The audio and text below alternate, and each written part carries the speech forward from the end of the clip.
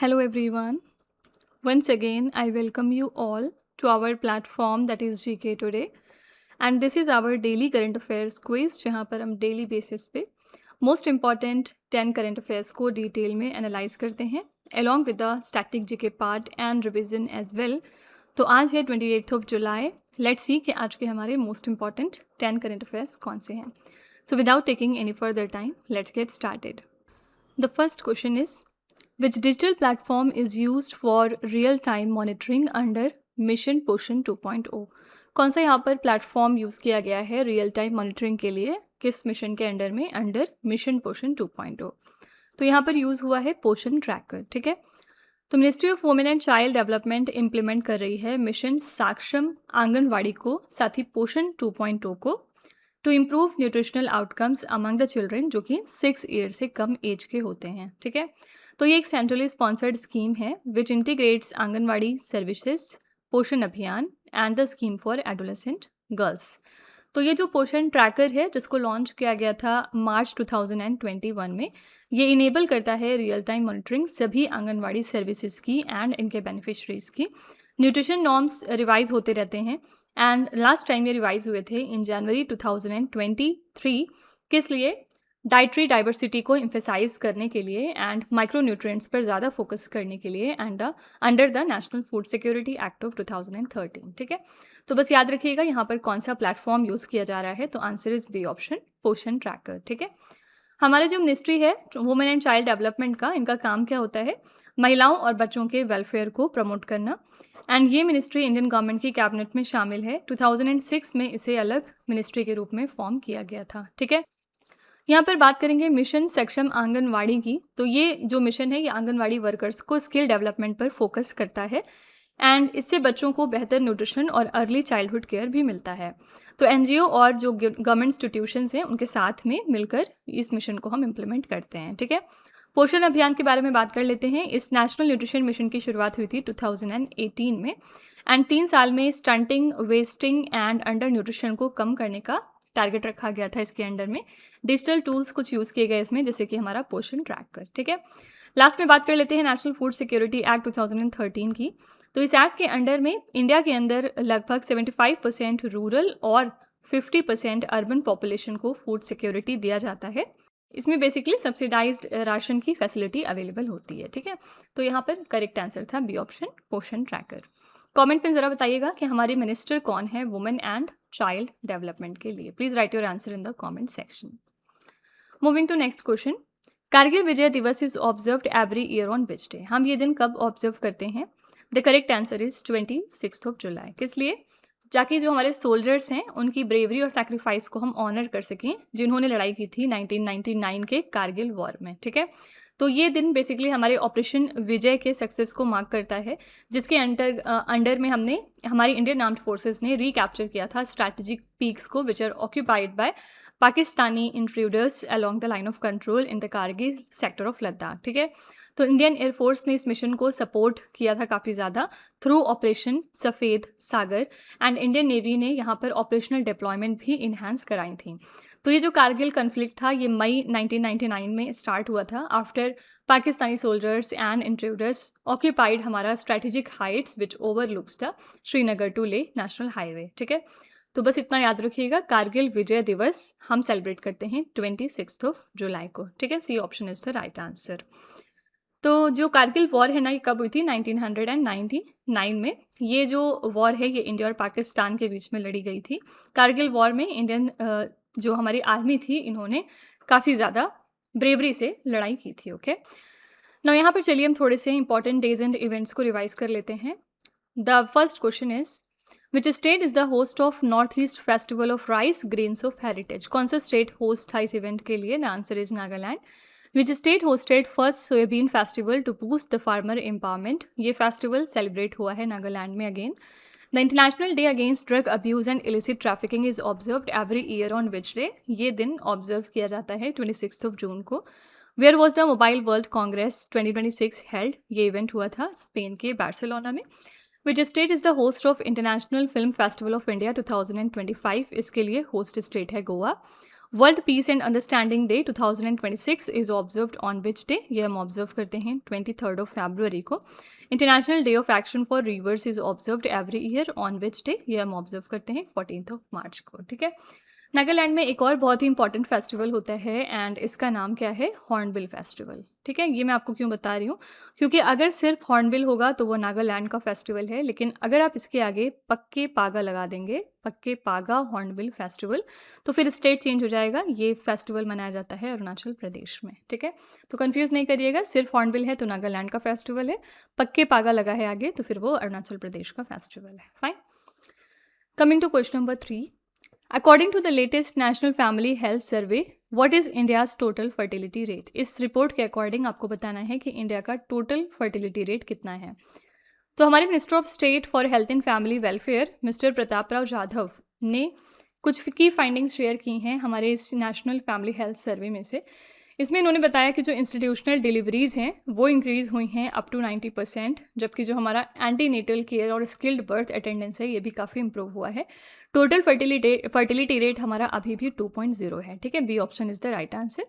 And full immunisation improve हुआ है 87.1% तक, जहाँ पर मीजल्स का जो सेकेंड डोज है और रोटा वायरस की वैक्सीन है इनको ज़्यादा हमने कवर किया। ठीक है, साथ ही under the Ayushman Bharat digital mission यहाँ पर इन्होंने बताया फर्दर कि 94.87 करोड़ आभा आईडीज़ जो हैं वो क्रिएट हो गई हैं एज ऑफ 20 जुलाई 2026। ठीक है, तो ये हमारा लेटेस्ट नेशनल फैमिली हेल्थ सर्वे का कुछ फाइंडिंग था।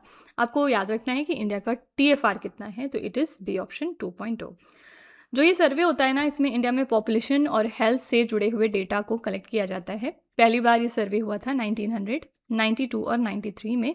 इसकी रिपोर्ट्स पॉलिसी मेकिंग के लिए काफ़ी ज़्यादा इंपॉर्टेंट होती हैं। ठीक है, एंड बाय द वे होता क्या है आपका ये टोटल फर्टिलिटी रेट, इसका मतलब ये है कि एवरेज बच्चों की संख्या कितनी है जो एक महिला जन्म देती है, यानी एक वुमेन से कितने बच्चे यहाँ पर जन्म ले रहे हैं, इस चीज़ को हम कहते हैं टोटल फर्टिलिटी रेट। ठीक है, अगर किसी कंट्री में TFR आपका कम होता है ना, तो इसकी वजह से पॉपुलेशन ग्रोथ रेट यहाँ का काफ़ी स्लो हो जाता है। हमने यहाँ पर बात करी आयुष्मान भारत डिजिटल मिशन की, तो इसका मेन एम क्या होता है, हेल्थ रिकॉर्ड्स को digital banana and Abha ID से पेशेंट की हेल्थ इन्फॉर्मेशन को ऑनलाइन एक्सेस किया जा सकता है। ये मिशन इंडियन गवर्नमेंट की डिजिटल हेल्थ इकोसिस्टम की इनिशिएटिव मानी जाती है। ठीक है, तो यहाँ पर करेक्ट आंसर था बी ऑप्शन 2.0। फाइन, एक चीज़ और फ्रेंड्स, यहाँ पर अगर आपको याद हो तो आंध्र प्रदेश ने पिछले दिनों अनाउंस किया था कि अगर इनके स्टेट में कोई भी कपल अपना थर्ड चाइल्ड बियर करेगा, यानी थर्ड चाइल्ड अगर वो पैदा करते हैं, तो उनको 25,000 रुपीज़ की फाइनेंशियल हेल्प दी जाएगी। ठीक है, और ये क्यों किया गया था, क्योंकि ऐसा देखा गया कि आंध्र प्रदेश में जो टोटल फर्टिलिटी रेट है वो गिर रहा था। ठीक है, तो इस चीज़ को देखते हुए यहाँ पर आंध्र प्रदेश ने डिसाइड किया कि पॉपुलेशन को बढ़ाने के लिए और लोगों को इसके लिए मोटिवेट करने के लिए ये स्कीम लॉन्च करी गई कि जिसमें कि अगर तीसरा चाइल्ड कोई भी कपल बियर करेगा तो उसको 25,000 रुपये की हेल्प दी जाएगी। तो लोग कई बार पैसे के लालच में भी ऐसा करते हैं, तो इससे होगा क्या, ओवरऑल स्टेट की जो फर्टिलिटी रेट है वो बेहतर हो जाएगी। ठीक है, coming to fourth question, where was the 21st edition of east Asia summit held. ये 21st एडिशन है ईस्ट एशिया समिट का, जो इस साल हो रहा है फिलीपींस के मनीला में। ठीक है, न्यूज़ में क्यों आया, क्योंकि हमारी तरफ से एक्सटर्नल अफेयर्स मिनिस्टर गए थे इस समिट में पार्टिसिपेट करने। यहाँ पर इन्होंने ग्लोबल मैरीटाइम चैनल्स को काफ़ी ज़्यादा एम्फेसाइज किया कि ये सेफ़ होने चाहिए, सिक्योर होने चाहिए और अनएम्पेडेड होने चाहिए। East Asia summit Indo Pacific का premier leader led forum dialogue है, आप कह सकते हैं, for strategic partnership on political security and economic issues. ठीक है, 2005 में इसको फॉर्म किया गया था, जहाँ पर इसका जो पहला समिट था वो मलेशिया के कुआलालंपुर में ऑर्गेनाइज हुआ था। ओके, तो 21st east Asia summit organise हुई है फिलीपींस के मनीला में। फाइन, जो फिलीपींस का मनीला है, याद रखिएगा कि ये बेसिकली कैपिटल है फिलीपींस कंट्री की एंड ये सबसे बड़ा मेट्रोपॉलिटन एरिया है यहाँ का। मनीला बे एशिया के सबसे सुंदर और हिस्टोरिक नेचुरल हार्बर्स में से एक माना जाता है एंड यहाँ पर जो हमारी बॉडी है इंटरनेशनल मैरीटाइम ऑर्गेनाइजेशन, ये समुद्री सुरक्षा के लिए ग्लोबल स्टैंडर्ड सेट करती है। ठीक है, so C option here is the right answer. चलिए हम इसी के साथ थोड़े समिट्स एंड कॉन्फ्रेंसेस के क्वेश्चन भी रिवाइज कर लेते हैं। फर्स्ट है, which city is the venue of Bharat international rice conference 2025। इसके लिए कौन सी सिटी वेन्यू है, the answer is New Delhi. Where was the global water summit 2026 held, ये समिट हुई थी स्पेन में। Where was the national conference for chairpersons of public service commissions inaugurated, इस कॉन्फ्रेंस को इनॉग्रेट किया गया हैदराबाद में। Where was the 7th all India conference of government railway police chiefs held, ये कॉन्फ्रेंस पिछले दिनों नई दिल्ली में हुई थी। Where was regional open digital health summit 2025 held, ये इवेंट हुआ नई दिल्ली में। Where was the 14th edition of ministerial conference of the world trade organisation held, ये कॉन्फ्रेंस हुआ कैमरून में। Which country is the host of 2025 Asia Pacific economic cooperation summit, कौन सी country host है इस इवेंट के लिए? The answer is south Korea. ठीक है, तो ये हमारे कुछ समिट्स एंड कॉन्फ्रेंसेज हैं जो हाल फिलहाल हुए हैं एंड इनको रिवाइज करना ज़रूरी है आपके लिए। क्वेश्चन नंबर 5 है, What is the name of the scheme recently approved by the Union Cabinet to establish 3 dedicated chemical parks? तो कौन सी स्कीम रिसेंटली अप्रूव हुई है सेंट्रल गवर्नमेंट की तरफ से जिसमें डिसाइड हुआ है कि 3 केमिकल पार्क्स इस्टेब्लिश किए जाएंगे?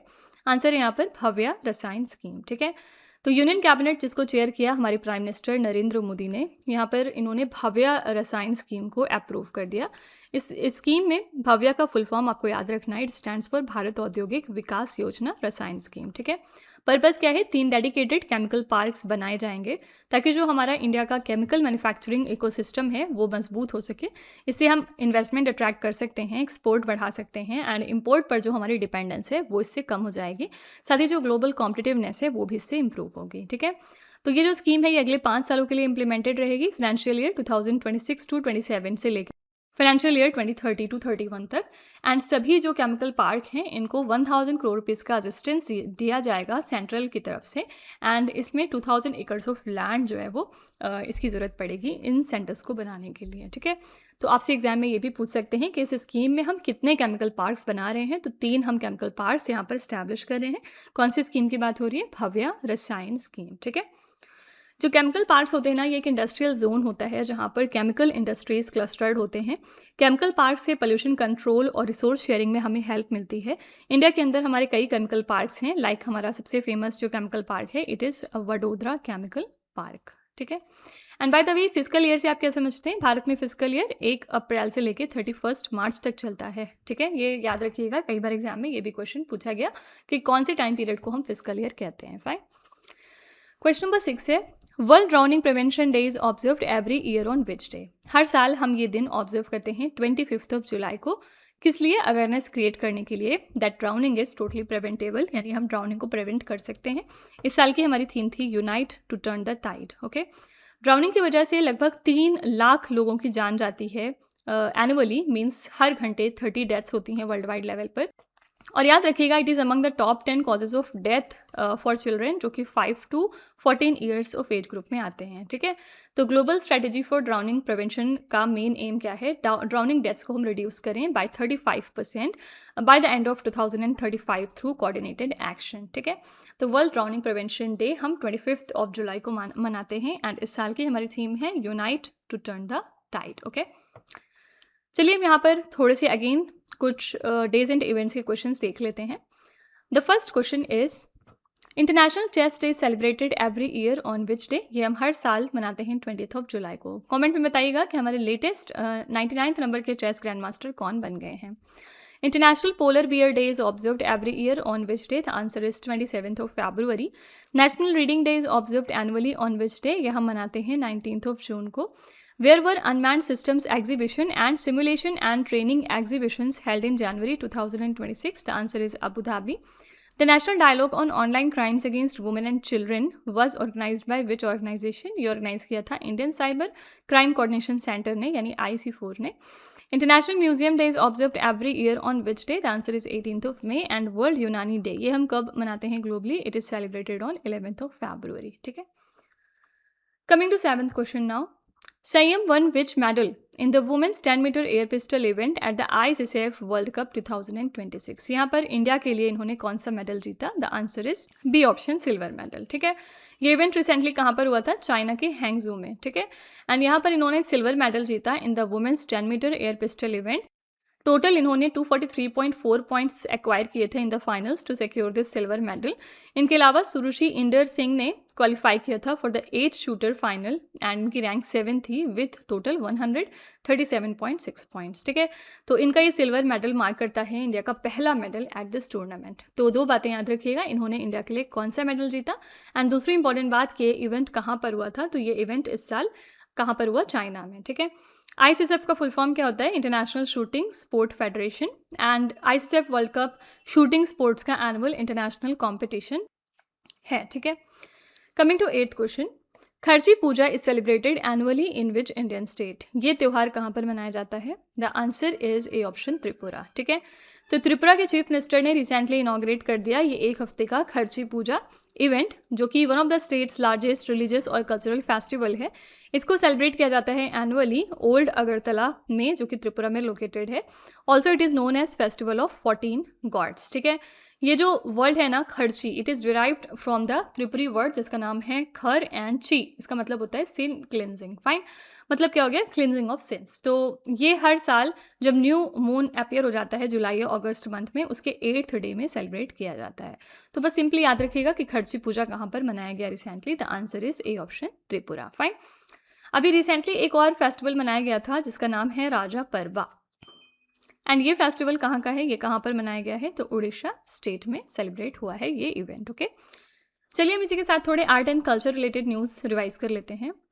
फर्स्ट क्वेश्चन है, Kalinjar fort that was recently seen in the news is located on which mountain range? ये फोर्ट कहाँ पर है? This mountain lies in Vindhya. Fort lies on Vindhya Mountains. The Grand International Exposition of Sacred Piprahawa Relics of Bhagwan Buddha was inaugurated in which city? इसका inauguration हुआ नई दिल्ली में। The Konark Sun Temple is located in which Indian state? It lies in Odisha. Where was the 150th Sri Baba Harivallabh Sangeet Sammelan, which is India's oldest Hindustani classical music festival, held? ये event हुआ था पंजाब में। Bomkai weaving tradition is mainly associated with which Indian state? It is related to Odisha. Ambubachi Mela is mainly celebrated in which Indian state? ये असम में मनाया जाता है। A is for Ambubachi and A is for Assam. Next है, Rogan painting which was gifted by prime minister of India to UAE president is mainly associated with which Indian state? ये कहाँ का product है? So answer is Gujarat. Recently हमारे Indian prime minister ने gift किया था UAE के प्रेसिडेंट को, ठीक है। Now coming to 9th question, What is the new name of the Chief Minister's breakfast scheme in Tamil Nadu? तो इस स्कीम का नया नाम क्या रख दिया गया है? The answer is C option Perunthalaivar Kamarajar breakfast scheme. Tamil Nadu ने इस स्कीम को रिसेंटली रीनेम कर दिया है to honour former chief minister K Kamaraj, ठीक है। के कामराज क्यों? क्योंकि इन्होंने मिड डे मील स्कीम को इंट्रोड्यूस किया था 1956 में स्कूल के एनरोलमेंट को बढ़ाने के लिए एंड चाइल्ड हंगर को टैकल करने के लिए। तो चीफ मिनिस्टर्स ब्रेकफास्ट स्कीम को ओरिजिनली लॉन्च किया गया था 2022 में by the previous DMK government for classes 1 to 5 and इस स्कीम को बाद में जाके और एक्सपैंड किया गया to cover the students of classes 6 to 8 in the government and the aided school, ठीक है। तो ये जो एक्सपैंडेड फेज था it will be implemented from 17th of September which is the birth anniversary of Periyar E V Ramaswamy, ठीक है। तो correct answer यहाँ पर हो जाएगा C option Perunthalaivar Kamarajar breakfast scheme. आपसे एग्जाम में ये भी पूछ सकते हैं कि ये स्कीम कौन से स्टेट की है। सो डू रिमेंबर ये तमिलनाडु की स्कीम का नाम है, ओके। के कामराज के बारे में बात करेंगे ना तो इनको king maker of Indian politics के नाम से भी जाना जाता था एंड 1954 से लेके 1963 तक ये तमिलनाडु के चीफ मिनिस्टर थे, ओके। तो यहाँ पर C option is the right answer. Coming to last question, which organisation developed India's first indigenous expendable turbojet engine? कौन सी ऑर्गेनाइजेशन है जिसने इंडिया के पहले इंडिजिनस एक्सपेंडेबल टर्बोजेट इंजन को डेवलप कर लिया है? The correct answer is C option defence research and development organisation means DRDO। तो इंडिया ने डेवलप किया अपना पहला indigenous expendable turbojet engine in the 350 kgs thrust class and इस इंजन को डेवलप किया DRDO के gas turbine research and establishment ने। सक्सेसफुल तरीके से इसको रियलाइज और डिलीवर कर दिया गया to GTRE by Azad engineering. तो ये डेवलपमेंट मार्क करता है एक मेजर माइलस्टोन इंडिया के इंडिजिनस जेट इंजन टेक्नोलॉजी में एंड हमारी इससे डिफेंस मैन्युफैक्चरिंग कैपेबिलिटीज़ इन्हांस होती हैं, ठीक है। तो इंडिया का ये पहला इंडिजिनस एक्सपेंडेबल टर्बोजेट इंजन था जिसको डेवलप किया है DRDO ने। क्या समझते हैं आप टर्बोजेट इंजन से? बेसिकली इनका काम होता है हाई स्पीड एयर को कंप्रेस करना और फ्यूल से एनर्जी जनरेट करना। एक्सपेंडेबल मतलब हो गया सिंगल यूज़ जो मिशन के बाद डिस्कार्ड कर दिया जाता है। जेट इंजन्स का पहले मिलिट्री एयरक्राफ्ट में वाइड यूज़ होता था एंड DRDO की बात करेंगे तो DRDO इंडिया की main defence research and development organisation है जिसको हमने 1958 में फॉर्म किया था। DRDO ने भारत के मिसाइल प्रोग्राम्स जैसे कि पृथ्वी और अग्नि डेवलप किए हैं एंड इनके अंडर कई लैब्स हैं जैसे कि इनका गैस टर्बाइन रिसर्च एस्टैब्लिशमेंट हो गया, ठीक है। कहाँ पर ये लोकेटेड है? ये पुणे में लोकेटेड है और ये गैस टर्बाइन इंजन्स पर स्पेशलाइज करता है। GTRE ने भारत का पहला इंडिजिनस एयरक्राफ्ट इंजन भी डेवलप किया है। मेन एम है भारत को जेट इंजन टेक्नोलॉजी में सेल्फ रिलायंस बनाना, ठीक है, सेल्फ रिलायंस अचीव करवाना। ओके, ना यहाँ पर चलिए हम थोड़े डिफेंस रिलेटेड न्यूज़ देख लेते हैं। फर्स्ट है exercise Milan 2026 was conducted in which city. ये एक्सरसाइज कहाँ पर हुई? The answer is Andhra Pradesh के विशाखापट्टनम में। Sagar Maitri is a collaborative initiative of the Indian navy and which organization? Sagar Maitri एक इनिशिएटिव है इंडियन नेवी और DRDO का। नेक्स्ट है Mudh Nyoma airbase that was recently seen in the news is located in which state और the union territory? So it lies in Ladakh. Exercise pitch black is hosted by which country? ये host करती है Australia. The ALH MK3 is a variant of which indigenous helicopter? ये variant है हमारे ध्रुव का। Exercise Brahmastra which is a major live firing exercise by the Indian army was held in which Indian state? The answer is Rajasthan. And last है INS Sudarshini was build by which shipyard? तो इसको develop किया था Goa shipyard limited ने, ठीक है। तो ये हमारे कुछ डिफेंस रिलेटेड करंट अफेयर्स थे। तो फ्रेंड्स, इसी के साथ हमारे 10 क्वेश्चंस आज के कंप्लीट होते हैं। आई रियली होप कि आपको ये सेशन हमारा अच्छा लगा होगा। एंड लास्ट में हम रिवीजन करते हैं एक दिन पहले के क्वेश्चंस का। तो लेट्स क्विकली सी कि हमने कल कौन कौन से क्वेश्चंस देखे थे। कल हमने पहला क्वेश्चन किया था where was second Bharat green hydrogen summit 2026 held? ये इवेंट हुआ नई दिल्ली में।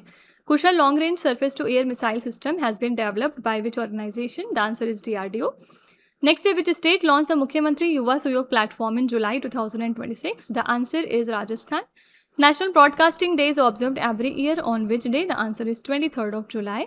Which town became Tamil Nadu's first fully operational climate resilient village? Its name is Killai. National Chambal Sanctuary is located at the tri-junction of which 3 states? ये 3 state हैं, Madhya Pradesh, Uttar Pradesh and Rajasthan. Which city is the host of Bharat Renewable Energy Summit and Expo 2026? The answer is New Delhi. What is India's global rank in railway electrification among major railway system? यहाँ पर India की rank है इस मामले में second. Which country launched the commercial rocket जिसका नाम है Gravity 1? ये लॉन्च किया है चाइना ने। Which country is the host of first ever mixed disability Ashes Cricket Series 2027? The answer is England. India hosted BRICS ministerial meeting on disaster risk reduction in which city? ये event कहाँ पर हुआ? नई दिल्ली में। The state of food security and nutrition in the world 2026 report is primarily released by which organization? So it is released by United Nation की body food and agriculture organization, ठीक है।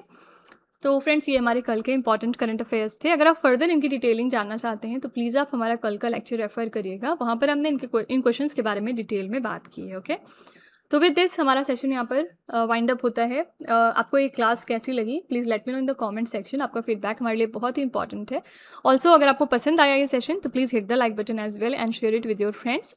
तो चलिए फिर हम लोग कल मिलते हैं कल के सेशन में। Till then stay tuned. Thank you so much for watching. Also don't forget to like share and subscribe our channel. With this Meenu Sana signing of.